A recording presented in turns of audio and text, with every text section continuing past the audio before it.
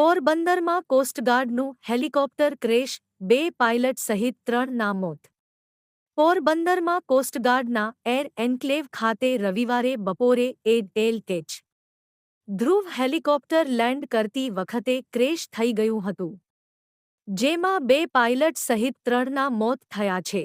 4 મહિનામાં આ પ્રકારનો આ બીજો અકસ્માત છે.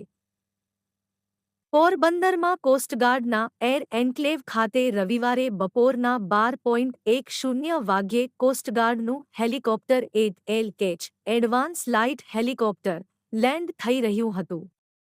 તે દરમિયાન એકાએક ક્રેશ થતાં મોટો ધડાકો થયો હતો. હેલિકોપ્ટર ક્રેશ થતાં આગ ભભૂકી ઉઠતા પાયલટ સહિતના 3 જવાન સુધીરકુમાર યાદવ, મનોજકુમાર અને સૌરભ નામના 3 જવાનો પણ શહીદ થયા હતા. આ ઘટનાની માહિતી મળતા જ ફાયર બ્રિગેડ તાત્કાલિક દોડી ગયું હતું અને પાણીનો મારો ચલાવી આગને કાબૂમાં લીધી હતી.